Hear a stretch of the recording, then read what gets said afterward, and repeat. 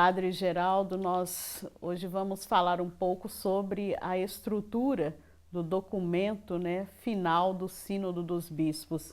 Em quantas partes, padre, esse documento foi dividido, Qual que é a estrutura dele? É uma estrutura, digamos, que vai de uma espécie de visão geral do que é a igreja e daquilo que propõe o sínodo, porque o sínodo é por uma igreja sinodal, comunhão, participação, missão. Então, no fundo, é uma retomada do significado da sinodalidade, o que significa ser uma igreja sinodal, nessas três dimensões, comunhão, participação, missão, e a distribuição dos temas para cada parte vai nessa direção. Uma curiosidade, eu pelo menos achei muito interessante que cada parte do documento traz um versículo bíblico, e que tem a ver com o assunto. E o primeiro, o que está na introdução, ele fala sobre a paz esteja convosco. Dito isto, mostrou-lhes as mãos e o lado, e os discípulos exultaram a ver o Senhor. Isso está na parte da introdução. São todos textos que dizem respeito a relatos de aparição do ressuscitado. São todos textos relacionados com a ressurreição de Jesus. E é interessante que, se a gente for pensar bem, a fé cristã nasce da ressurreição. Não existiria cristianismo sem a ressurreição de Jesus. Então, quando o documento final traz para cada parte um aspecto da ressurreição, um significado específico da ressurreição, ele quer justamente lembrar-nos que nossa fé nasce da ressurreição, e no caso específico da introdução, aquele encontro de Jesus lá no segundo Evangelho de João, que aparece, Jesus entra lá onde estão reunidos os discípulos e ele diz, a paz esteja convosco, mostra-lhes as mãos e o lado. Então, para dizer o quê? O primeiro dom da ressurreição é a paz. Então, no mundo, porque a sessão sinodal, tanto a primeira quanto a segunda, mas a segunda de forma muito mais dramática, foram marcadas por imagens muito fortes de guerra. Tanto a da guerra da Ucrânia quanto a da guerra no Oriente Médio, sobretudo com os ataques de Israel ao Líbano, tudo isso fizeram com que ali tinha muitas pessoas ligadas a essas igrejas que estão nesses territórios. Então as pessoas foram muito marcadas ao longo de toda a sessão sinodal com imagens de guerra e de morte. Então quando traz a paz é porque a igreja quer ser servidora, anunciadora, promotora da paz. Eu acho que o sínodo todo, aí só para a gente lembrar essa imagem que volta muitas vezes, a igreja é sacramento da união entre os seres humanos e deles com Deus. Ela é sacramento de salvação. Então, é interessante, ela só vai ser sacramento se ela é promotora da paz. Então, todo o sínodo é para que a igreja, ela mesma, viva a paz dada pelo seu Senhor e que no mundo ela seja instrumento da paz. A primeira parte do documento, ela fala sobre o coração da sinodalidade, chamados pelo Espírito Santo à conversão. E ele traz, essa parte traz o versículo referente a Maria Madalena, que ela foi no sepulcro pela manhã, quando ainda estava escuro. O que esse versículo sinaliza para nós? O Papa Francisco ele resgatou aquele título de Madalena como apóstola dos apóstolos. Porque Madalena era uma figura, assim, não tinha muita clareza, muitas vezes havia também uma certa detração dela, assim, como se você quisesse diminuir a importância dela ao longo da história, Embora muitos momentos, no próprios evangelhos, ela apareça, ela tem uma importância grande, e é ela que vai anunciar aos apóstolos que ela encontrou-se com o ressuscitado. Então, como o tema das mulheres foi um dos temas mais debatidos ao longo do processo sinodal, então lembrar que a fé pascal foi primeiro testemunhada pelas mulheres, porque Maria Madalena é a que vai anunciar, por isso que ela é apóstola. Mas quem vai no túmulo de madrugada, segundo os textos de todos os evangelhos, são as mulheres. Então significa o quê? Que as mulheres tiveram e têm um papel muito importante na igreja, embora nem sempre reconhecido, com todas as injustiças ao longo da história, etc., etc., né, relacionadas à relação entre homens e mulheres fora da igreja, na sociedade, mas também dentro da igreja, que reproduz, né, preconceitos, misoginia, tudo isso que a gente vê que tem na igreja, violência contra as mulheres, etc., tem na sociedade e muitas vezes tem na igreja também. Então, eu acho que quando o sínodo traz como primeira imagem essa de Maria Madalena, eu acho que ele quer mostrar que a igreja ela tem uma dimensão feminina muito importante, que precisa ser redescoberta, valorizada, reconhecida, né? E depois, como você colocou, nesse primeiro capítulo vai tratar o coração da sinodalidade, né? E o coração da sinodalidade é qual? Né? É o fato de todos sermos membros do mesmo povo de Deus, e isso nos é dado pelo batismo. O batismo é aquele sacramento que nos faz participantes do mesmo corpo, do mesmo Espírito, do mesmo povo de Deus. São as três imagens com as quais o Concílio Vaticano II havia proposto a ideia da igreja. A igreja é povo de Deus, corpo de Cristo, templo do Espírito Santo. Então, o que nos torna membros da igreja, o que nos torna cristãos, é justamente, digamos assim, o batismo. Então, é a partir daí que a gente tem que pensar a nossa inserção na igreja, e não tanto, tem alguns que gostam de dizer, a igreja nasce do batismo, não nasce do sacramento da ordem. Porque tem muita gente que acha que se não tem padre, não tem igreja. Se não tem bispo, não tem igreja. Enquanto que o concílio já tinha dito isso, mas o sínodo volta ao concílio, o concílio diz isso para nós. O que nos torna cristãos, o que nos torna membros da igreja, é justamente o batismo. Né? É ele que nos dá dignidade. Todos pelo batismo, o texto vai recordar isso de forma muito bonita. Né? Todos somos sacerdotes, todos somos profetas, todos somos reis. Né? Todos temos a mesma dignidade. Certamente as funções, depois a outra parte vai apresentar isso, as funções são diferentes. Mas o que é o mais comum que tem que ser valorizado e que tem que ser resgatado, que tem que ser redescoberto, é o fato de sermos todos membros dessa igreja que é povo de Deus, corpo de Cristo e templo do Espírito Santo. Muito significativa essa imagem, né, de Maria Madalena. E outra imagem bem significativa, né, que traz na segunda parte, que é juntos na barca de Pedro, né, a conversão dos relacionamentos.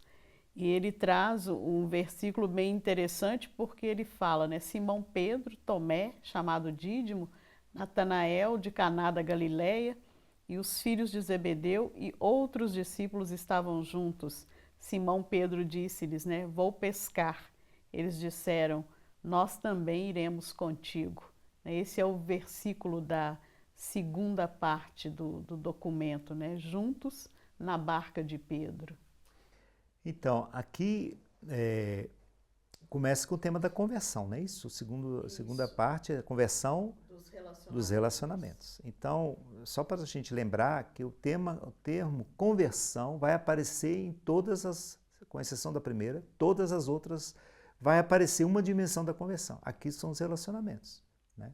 Então, se todos pertencemos ao mesmo povo de Deus, todos temos a mesma dignidade, então nós temos que descobrir, primeiro, que estamos na mesma barca. É por isso que aparece o tema da barca, o capítulo 21, lá do Evangelho de São João, mas que remete também a um capítulo lá no Evangelho de Lucas, que também aparece o tema da pesca. Lá em que eles pescaram a noite toda, voltaram de manhã, não tinha pescado nada, aí Jesus manda eles lançarem as redes, né, do outro lado, aí Pedro diz, passamos a noite toda, mas por causa da tua palavra eu vou lançar a rede. Aqui é uma espécie quase que de mesmo texto, mas num outro contexto, que já é no contexto pós-pascal, né? Então, eles estão unidos ali, os 7, e eles estão juntos, passaram a noite, não pescaram nada, né? E aí, no caso, quer mostrar o quê, esse texto, né? A conversão dos relacionamentos, né? Para mostrar que na igreja nós precisamos viver uma verdadeira conversão de relacionamentos. Porque muitos relacionamentos são baseados, digamos assim, numa visão equivocada do que é a dignidade de um, ou a dignidade de outro, ou a não dignidade de outro. Então, que a conversão dos relacionamentos significa aquilo que a gente falava, todos não só têm que ser acolhidos pela igreja, mas todos são importantes. Né? Todos são importantes. Né? Como a gente descobrir isso? E como viver os relacionamentos na igreja de forma mais fraterna. Eu penso que no caso, na relação com as mulheres, sobretudo, né, que aparece de forma como a gente viver uma reciprocidade. Uma reciprocidade.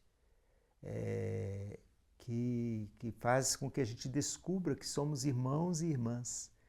Né? É isso que o texto quer resgatar para que dentro da igreja, primeiro que a gente evite todo tipo de relacionamento meramente funcional, né?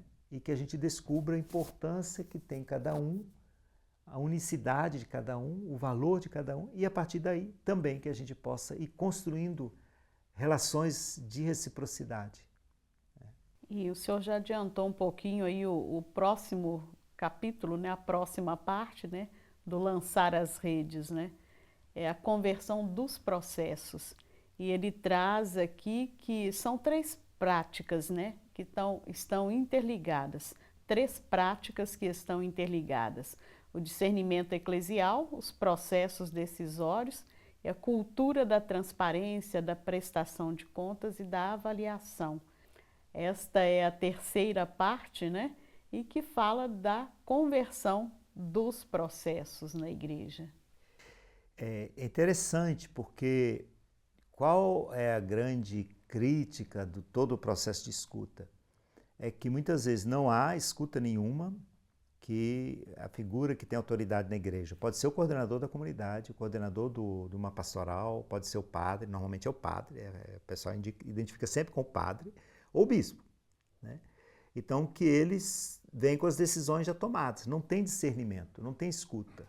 Então, aqui é conversão dos processos. E como se dá essa conversão dos processos? Então, aí vai valorizar muito o tema do discernimento. E aí a gente ficou muito impressionado, tanto no ano passado quanto neste ano, com aquelas mesas e com o método que foi utilizado nas 2 sessões sinodais, que é o método da conversação no Espírito. Então significa o quê? A conversação não é conversar por conversar. É uma conversação feita de escuta. E a escuta não é escutar somente o outro, mas escutar através das escutas o que o Espírito está dizendo para a igreja, em função de uma tomada de decisão. Então, o texto aí ele é muito interessante, porque ele vai dizer o seguinte, olha, precisa ter transparência, inclusive transparência na forma do que eu vou tratar. Eu quero aqui trazer para a comunidade hoje o seguinte assunto. Então, eu tenho que dar todos os dados. Eu não posso esconder nenhum dado. A partir dos dados, colocadas as cartas na mesa, então aí nós vamos dizer, ou através da linguagem dos prós e dos contra, ou da linguagem, olha, eu acho que Deus me move a pensar que a gente deveria tomar essa decisão nessa direção, outro que vai dizer, mas eu acho que deve ser naquela. Então, ponderando ali, fazendo o discernimento para chegar a uma tomada de decisão. E a decisão, ela deve levar, claro, a uma ação. E essa ação depois, o texto insiste muito também na prestação de contas. Ou seja, não só a prestação de contas econômica da comunidade, porque muitas vezes tem muita... Ninguém sabe, entrou dinheiro, não entrou dinheiro, com que está gastando, quem está gastando, percebe? Então muitas vezes, digamos, o dinheiro fica na mão do padre, o padre que gerencia tudo na comunidade. Então essa perspectiva, ela é muito, assim, há uma ênfase muito grande, transparência econômica, prestação de contas. Mas, por exemplo, prestação de contas também. Nós tomamos uma decisão. Nós vamos realizar essa atividade, o nosso plano pastoral para o próximo ano vai ser esse, etc, etc, etc. Chegou no final do ano, nós não fizemos nada. Então você tem que ser honesto e dizer, nós não fizemos nada. É transparência. Na prestação de contas, inclusive dos planos pastorais. Isso que fala no texto, né? Então, eu penso, e depois está uma questão da transparência também para questões relacionadas a abusos na igreja. Abusos de poder, abuso de menores. Então, que haja uma linguagem da transparência. Então, eu acho que assim, esse texto ele é muito interessante, porque ele dá orientações precisas, coisas que a igreja em nível universal já está fazendo, né? A Igreja Católica no Vaticano, e também tem promovido em todas as dioceses essa questão, a importância, insistido na importância da transparência, né? E da prestação de contas. Agora, como a gente vai assumir isso, né? Esse vai ser o grande desafio, mas que eu acho que é importante que o texto insista sobre isso.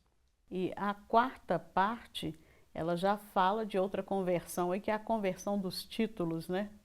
É uma forma, como é possível cultivar, né, de maneira nova o intercâmbio de dons e o entrelaçamento de vínculos que nos unem na igreja, né? E o versículo que traz esta quarta parte, né, os outros discípulos, em vez disso, vieram no barco arrastando a rede cheia de peixes. Então Simão Pedro entrou no barco e arrastou a rede cheia de 153 grandes peixes para a terra. E o que mais me chama a atenção, e embora fossem muitos, a rede não se rompeu. Interessante nessa conversão aí, é a questão a insistência no intercâmbio de dons, para mostrar o seguinte, na igreja todos têm valor. E essa quantidade enorme de peixes, e a rede não se rompe, que também ainda é do texto lá do Evangelho de João, capítulo 21, ela remete-nos a isso, a importância que a gente tem de valorizar os diferentes dons e também, vamos dizer assim, como a igreja ela pode ir criando instâncias, porque aí vai falar muito de certas coisas que precisaria de criar dentro da igreja, né? Inclusive o tema das igrejas orientais, das conferências dos bispos, dos conselhos, tudo isso vai aparecer aí.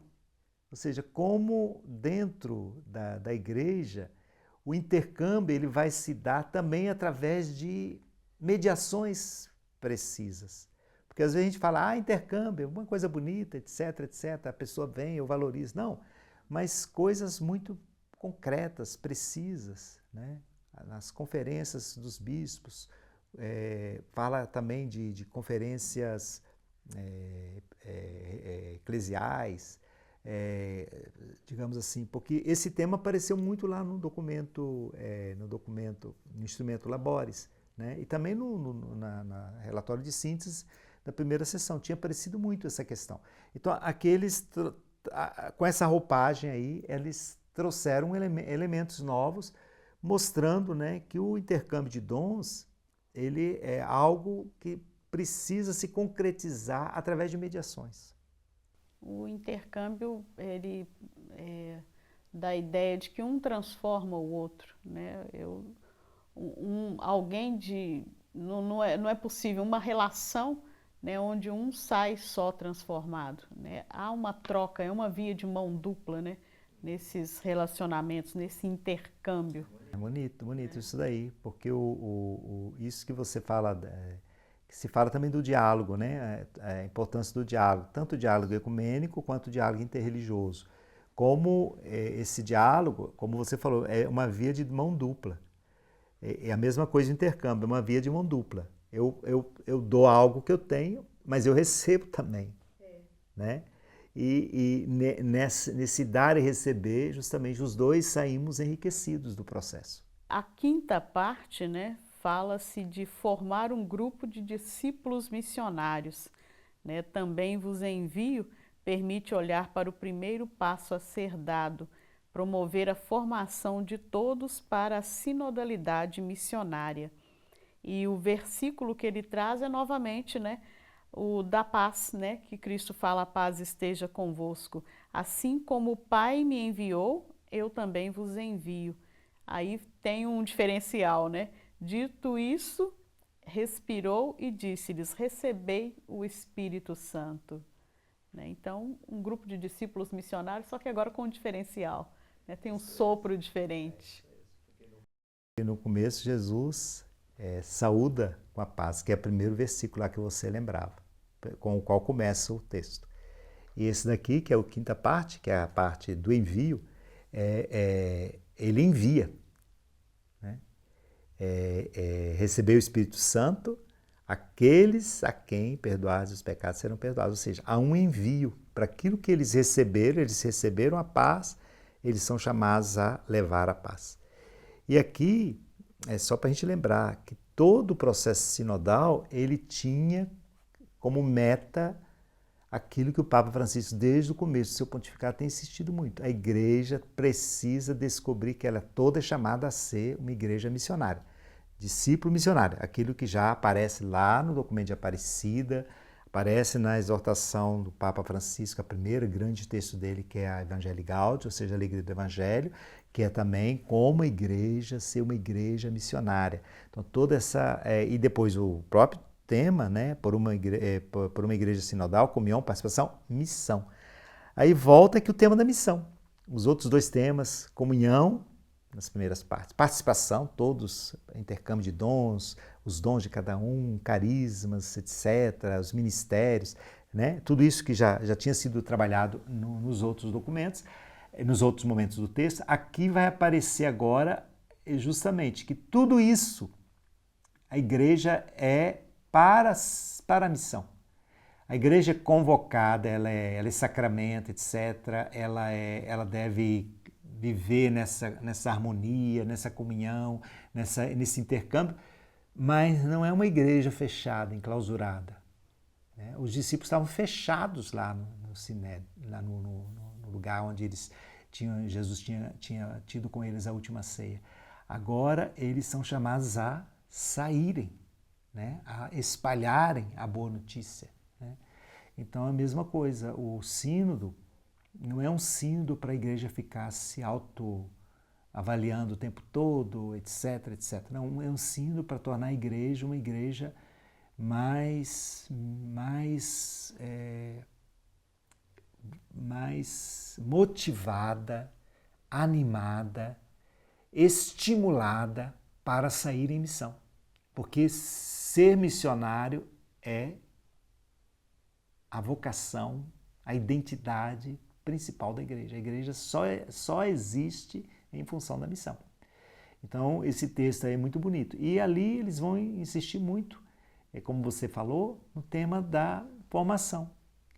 Porque nos processos de formação na igreja, desde os processos de formação para ministros ordenados, para os padres, por exemplo, que eles pedem que seja revisto o processo atual, até a formação de todo o conjunto do povo de Deus. Todos precisamos nos formar para que a gente possa não só compreender melhor a nossa fé, mas também em função da missão, para que eu possa melhor prestar serviço à missão. O interessante é que a conclusão, né, ela fala de tudo um pouco, né, e traz uma imagem muito bonita, né, um banquete para todas as pessoas, né, bem bacana, e fala justamente dos peixes, né, que estavam lá no pós-ressurreição, né, quando Jesus aparece para os discípulos pós-ressurreição. Né, e Jesus prepara lá os peixes, lá, o pão na brasa, e fala para eles, né? Disse-lhes: venham comer, o banquete é para todos. Isso é muito bonito, essa imagem ela é muito aberta, né? Para o mundo de hoje, para os dias de hoje. É uma imagem que eu acho que ela é muito ampla, ela não deixa ninguém de fora.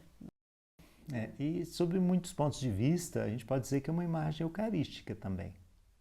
Porque a Eucaristia o que é? Na compreensão do Vaticano II, a Eucaristia é a fonte e o ápice da vida cristã. Então, quando Jesus diz, venham comer, que ele tinha preparado, tinha pães e tinha peixe, né? Que é a imagem inicial lá do cristianismo primitivo, a imagem inicial da Eucaristia, era pães e peixes.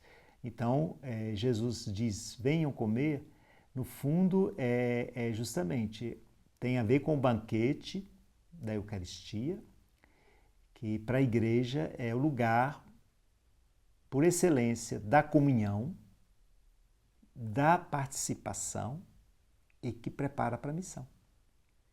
Então, nesse sentido, faz uma espécie assim de, como você falou, fala de tudo um pouco, mas na verdade é uma síntese bonita daquele primeiro documento que o Concílio Vaticano II aprovou, que é o documento sobre a liturgia, que justamente vai falar que a Eucaristia é fonte e ápice. Então, termina o documento recordando que nós nos alimentamos, né, do corpo e do sangue de Cristo. Isso então é a fonte da nossa fé, é o ápice da nossa fé, mas não se esgota ali, como você falou, né? Não se esgota ali, porque ela nos alimenta para que a gente continue sendo essa igreja sinodal missionária. Muito bom tudo isso, né? O Espírito realmente conduz a igreja, né? Cada um tem a sua particularidade, tem as suas ideias, né? Tem os seus comportamentos, mas no fundo nós todos estamos aí no mesmo barco, né?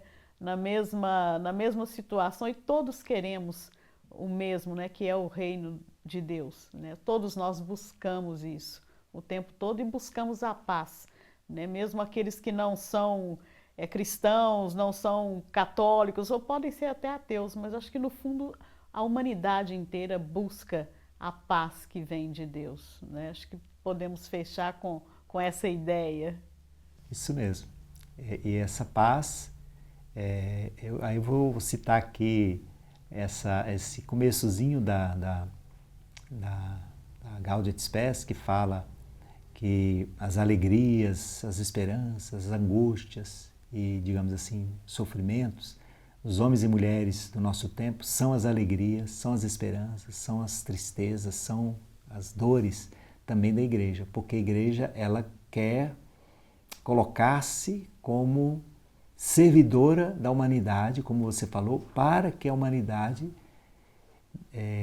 tenha mais vida, e vida em abundância, como diz Jesus, também no Evangelho de João, que é o evangelho privilegiado nesse texto do documento final. Muito obrigada, Padre Geraldo Demore. Até a próxima conversa que teremos, né? Vamos ver quais outros assuntos, né, trarão o senhor novamente para conversar conosco. Muito obrigada. Obrigado e alegria, e que todos nós possamos ler, meditar e, sobretudo, fazer com que esse documento final se torne vida nas nossas comunidades de fé.